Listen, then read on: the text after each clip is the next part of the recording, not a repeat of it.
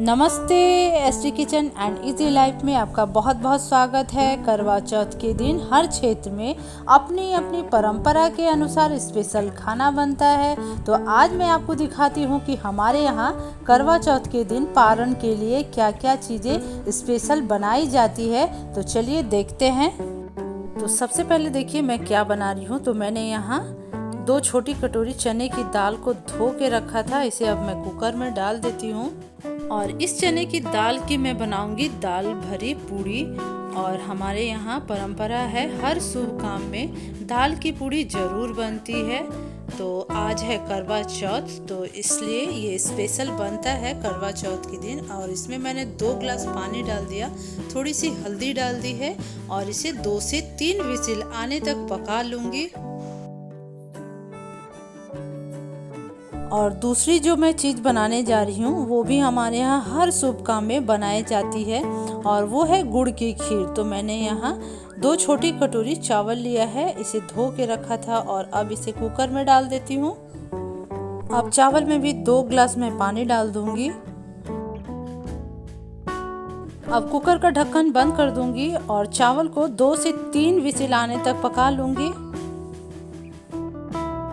और जब तक चावल और दाल हमारा पक रहा है तब तक मैं एक और स्पेशल चीज़ बनाने की तैयारी कर लूँगी। और इसके लिए मैं ले लूँगी 2 कटोरी गेहूं का आटा और इस गेहूं के आटे से हम गुड़ के गुलगुले बनाएंगे, जो बहुत ज़रूरी होता है बनाना। और मैंने पहले ही गुड़ को मेल्ट करके रखा है और इस गुड़ वाले पानी से आटे को घोल लेंगे।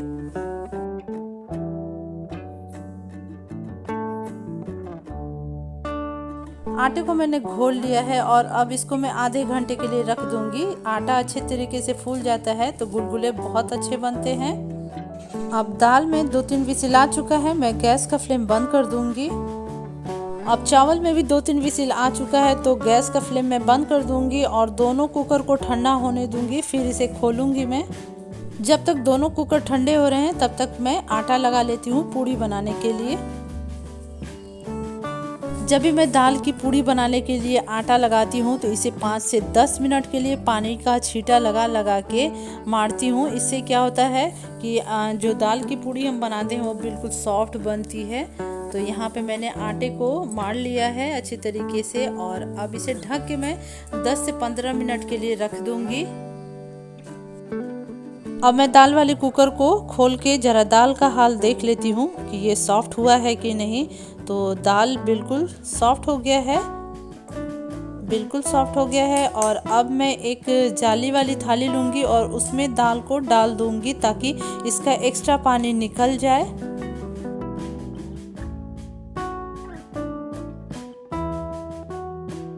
अब दाल को मैं थोड़ा ठंडा कर लूँगी, फिर स्टफिंग तैयार कर लूँगी। और करवा चौथ के दिन एक स्पेशल चीज़ आटे से ये भी बनाई जाती है हमारे यहाँ। तो यहाँ पे देखिए आटे की बिल्कुल छोटी छोटी लोई को मैंने तोड़ लिया है और बिल्कुल छोटी पूड़ी जैसे बना के और इस तरीके से आटे का बनाया जाता है। ये चौथ होने के कारण इसे शायद 4 बनाया जाता है। तो मैं अकेले खाने वाली हूँ तो मैं अपने लिए सिर्फ 4 बनाऊँगी।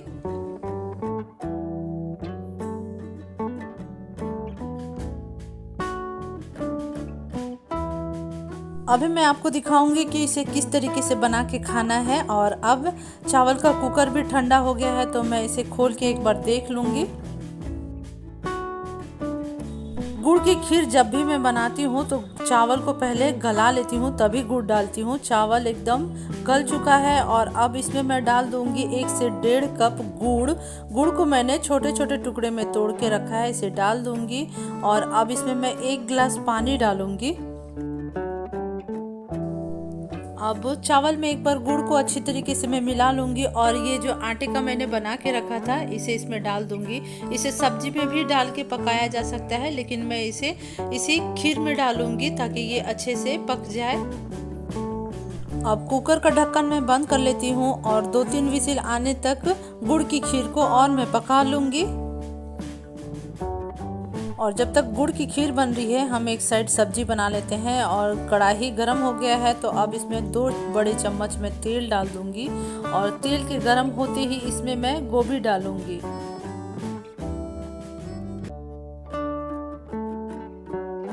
अब गोभी को मैं फ्राई कर लूँगी और गोभी में से छींटे आ रहे हैं तो गोभी को मैं ढक के पकाऊंगी।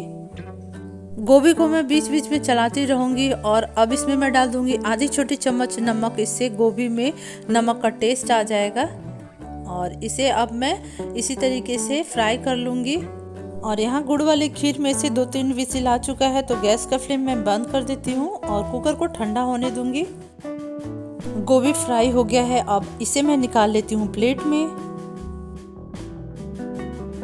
अब इसी कढ़ाई में मैं फिर से 1 बड़े चम्मच तेल डाल के गरम कर लूँगी। और तेल के गरम होने के बाद मैं इसमें डालूँगी, यहाँ उबले हुए आलू मैंने रखे हैं छोटे छोटे टुकड़े में काट के, इसे डाल दूँगी और इसे भी मैं फ्राई करूँगी। जब मैं किसी स्पेशल दिन के लिए कोई सब्जी बनाती हूँ तो इसी तरीके से फ्राई करके बनाती हूँ, इससे सब्जी का टेस्ट बहुत अच्छा आता है। और जब तक आलू फ्राई हो रहा है, सब्जी में डालने के लिए मैं मसाले तैयार कर लेती हूँ। 2 छोटे चम्मच धनिया पाउडर डालूंगी, आधी छोटी चम्मच हल्दी पाउडर और 1 छोटा चम्मच मैं लाल मिर्च पाउडर डालूंगी और 1 छोटा चम्मच यहाँ पे मैं कश्मीरी लाल मिर्च डाल लूंगी। अब मसाले में थोड़ा थोड़ा पानी डालूंगी और इसका घोल बना के तैयार कर लूंगी। अब आलू में भी मैं आधी छोटी चम्मच नमक डाल के ही फ्राई करूंगी, इससे आलू में भी नमक का टेस्ट आ जाएगा।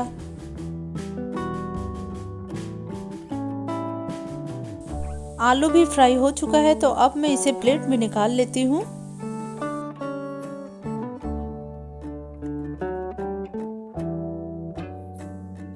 अब कढ़ाई में मैं फिर से 1 बड़े चम्मच तेल गरम करूंगी। तेल के गरम होते ही 1 छोटा चम्मच जीरा डालूंगी और 1 पिंच यहाँ पे मैं हींग डालूंगी और 1 तेज पत्ता डाल दूंगी। जीरा के फ्राई होते ही इसमें मैं डाल दूंगी 3 बारीक कटे हुए टमाटर। और जब भी मैं व्रत का खाना बनाती हूँ तो उसमें बिल्कुल लहसुन प्याज का इस्तेमाल नहीं करती हूँ। आप किस तरीके से व्रत का खाना बनाते हैं ज़रूर बताइएगा। अब टमाटर को मैं सॉफ्ट कर लूँगी। अब टमाटर बिल्कुल सॉफ्ट हो गया है और अब इसमें मैं डाल दूंगी जो मैंने मसाले तैयार किए थे, उसे डाल दूंगी। और कटोरी में थोड़ा सा पानी डाल के और उसमें जो मसाला लगा है उसे भी इसमें डाल दूंगी मैं। और मसाले को अब फ्राई करना है तो मसालों को अच्छी तरीके से मिला लेती हूँ और मसालों को ढक के थोड़ी देर के लिए पका लूंगी। अब मैं गुड़ की खीर को भी देख लेती हूँ। हमारे यहाँ गुड़ की खीर को बखीर भी बोलते हैं। तो यहाँ पे देखिए गुड़ की खीर बिल्कुल परफेक्ट बनी है।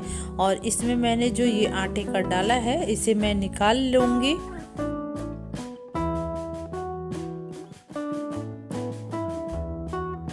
अब गुड़ की खीर को एक बार मैं अच्छी तरीके से मिक्स कर लूँगी।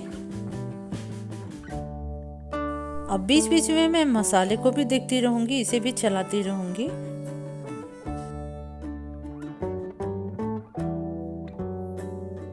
और जब तक मसाला फ्राई हो रहा है, चना का दाल भी ठंडा हो गया है तो इसे एक बड़ी थाली में मैं डाल लेती हूँ और इसे मैं हाथ से ही मसल लूंगी।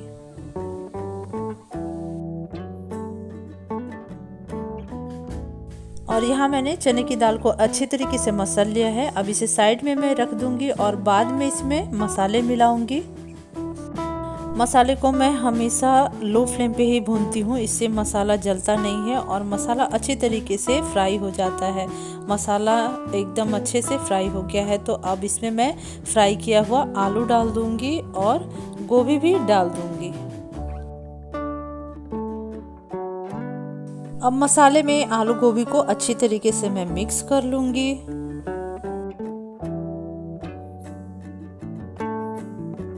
अब सब्जी को ढक के लो फ्लेम पे 2 मिनट के लिए और पकने दूंगी मैं।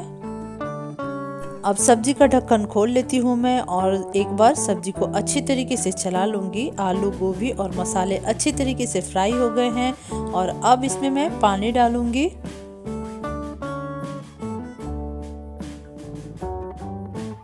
और अब सब्जी में मैं नमक डाल लूँगी और 1 चम्मच गरम मसाला डाल दूँगी और इन सारी चीज़ों को अच्छे से मिक्स कर लूँगी। और अब सब्जी को ढक के 5-7 मिनट के लिए पकने दूँगी। अब मैं यहाँ तवा गरम कर रही हूँ, तो तवे पे मैं 2 चम्मच जीरा को भून लूँगी।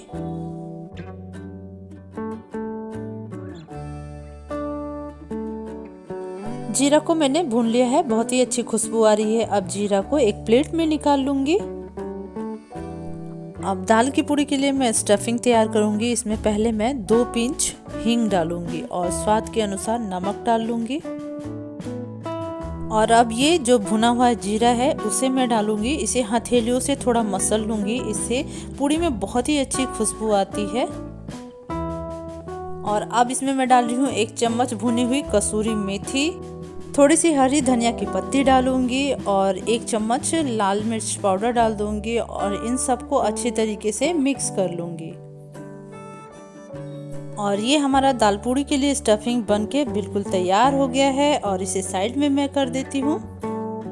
और अब मैं सब्जी को देख लेती हूँ, तो सब्जी भी हमारी बन चुकी है, बहुत ही अच्छी खुशबू आ रही है। और अब इसमें मैं डाल दूंगी बारीक कटा हुआ हरी धनिया की पत्ती और इन सारी चीज़ों को एक बार अच्छी तरीके से मैं मिक्स कर लूँगी। मिक्स करने के बाद गैस का फ्लेम बंद कर देती हूँ, क्योंकि सब्जी हमारी बन के रेडी हो गई है। और अब यहाँ मैं एक कढ़ाई में कुकिंग ऑयल गरम करने के लिए रखूँगी और इसे गर्म होने दूंगी। और इधर ये जो गुलगुला का आटा है वो अच्छे तरीके से फूल गया है। इस पे 2 पिंच के लगभग मैं बेकिंग सोडा डालूंगी और इसे अच्छी तरीके से मिक्स कर लूंगी।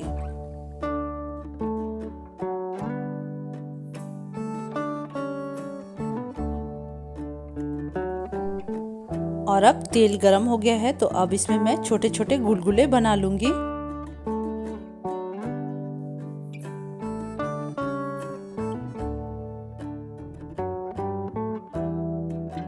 गुलगुले अच्छी तरीके से सीख चुके हैं, अब इसे मैं निकाल लेती हूँ।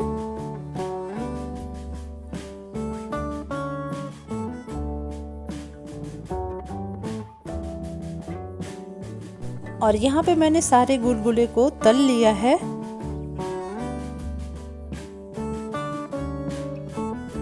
और अब मैं बना लूँगी दाल की पूड़ी। और दाल की पूड़ी बनाने के लिए मैंने एक तरफ तवा रखा है और एक तरफ कढ़ाई में तेल गरम कर लिया है। और आटे में से छोटी सी लोई लेंगे और इसे एक कटोरी जैसा बना के और स्टफिंग में से थोड़ा सा लेके उसे भी गोल करके मैं डालती हूँ। इससे क्या होता है कि दाल की पूड़ी जब हम बेलते हैं तो वो फटती नहीं है।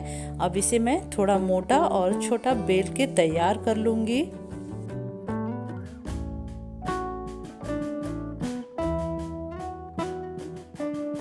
अब एक पूड़ी को मैंने बेल लिया है और तवा भी गरम है। तवा का फ्लेम हम हमेशा लो ही रखेंगे और इस पे मैं अब इस पूड़ी को डाल दूंगी और हल्का सा सिकने के बाद इसे मैं पलट लूंगी। जब तक एक पूड़ी सिक रही है तब तक मैं दूसरी पूड़ी बना के तैयार कर लेती हूँ। पूड़ी को तवे पे हल्का हल्का ही सेकना है दोनों साइड से।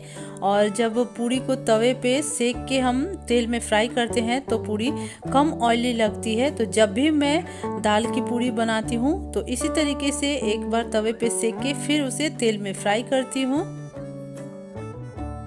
और यहाँ पे आप देख सकते हैं मैंने एक पूड़ी को तल लिया है और अब मैं दूसरी पूड़ी तल लूँगी। तवे पे सेक के जब पूड़ी बनाते हैं तो पूड़ी बहुत जल्दी तल जाती है और बहुत कम समय लगता है। और इसी तरीके से मैं सारी पूड़ियों को तल लूँगी।